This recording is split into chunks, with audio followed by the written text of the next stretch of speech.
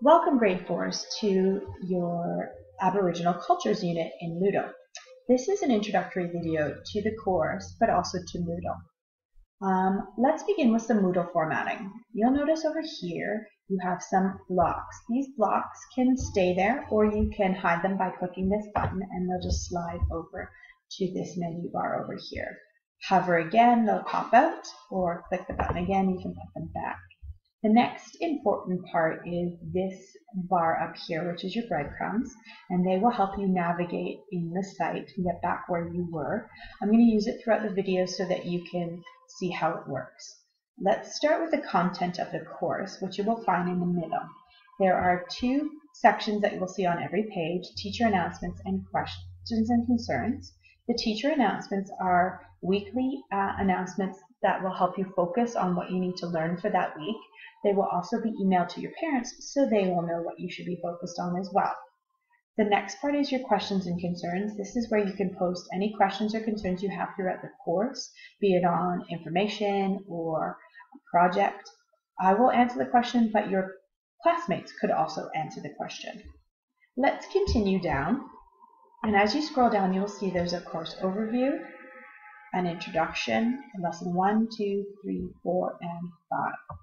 I'm going to quickly go through each of these sections, but I recommend that you go through all of this and open things and play with it so that you can be comfortable in Moodle.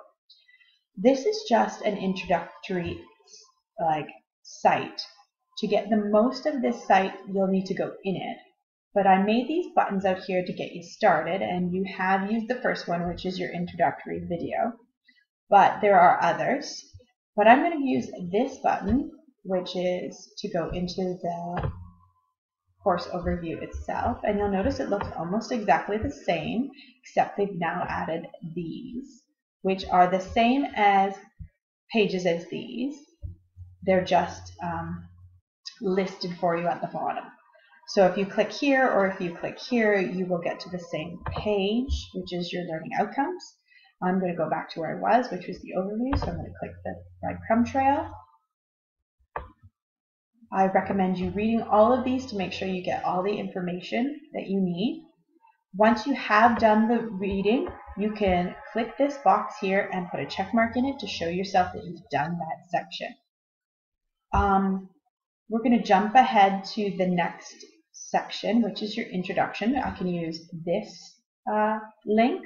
I can jump to it using the pull-up menu, or I can go back and use the breadcrumb trail. I'm going to use the breadcrumb trail just to show you one more time using it. And I'm going to go down and I'm going to go, oops, sorry. Click the wrong part of my breadcrumb trail. Okay, going into the introduction. Into the introduction, you will see that it has two parts: an introductory page, and this is a discussion forum. The introductory page has information that you need to read, and the discussion forum is a discussion where you're going to need to post and to reply to people. This is my post or thread. You will need to click this button in order to add your post or thread.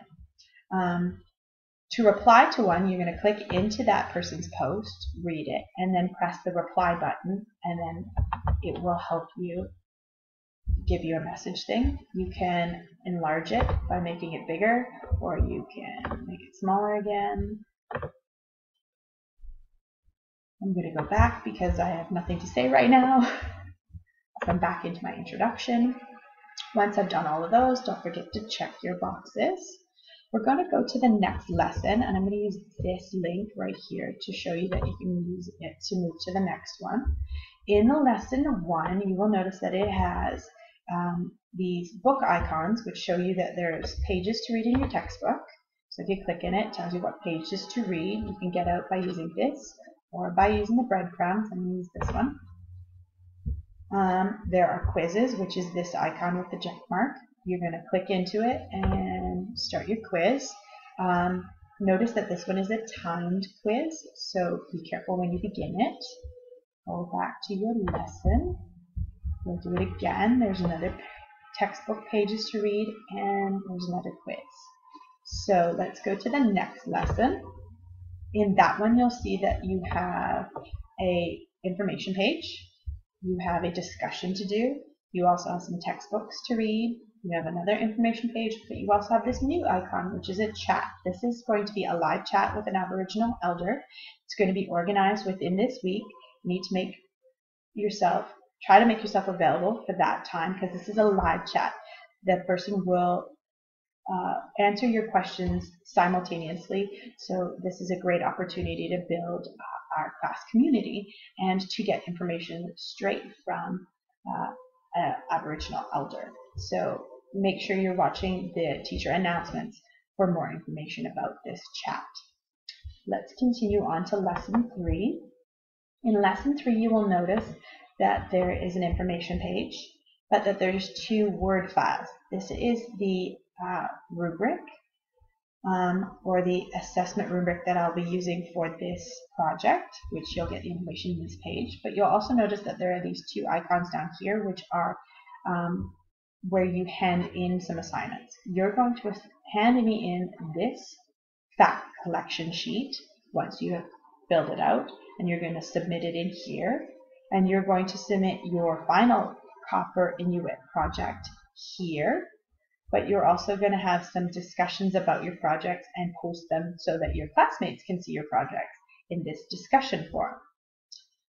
Going on to lesson 4, which is the big project, you will notice that I put some buttons back up here again for you to just try to keep you more organized, but that there are also things listed down here. First off, you're going to need to read the information, but you'll notice we have a new icon. This is a wiki. It's a sign-up sheet. So when you click into it, you're going to edit this sign-up sheet, and you're going to put your name on one of these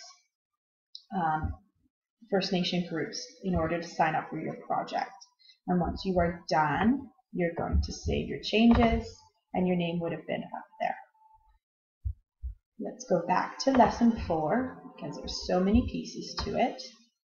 Once you have read your information and signed up for your group, you're going to start. You're going to use some of the resources that are listed on this page, but you're going to do your actual work on this graphic organizer, which is a Word document, so you can adapt it and change it as you need to.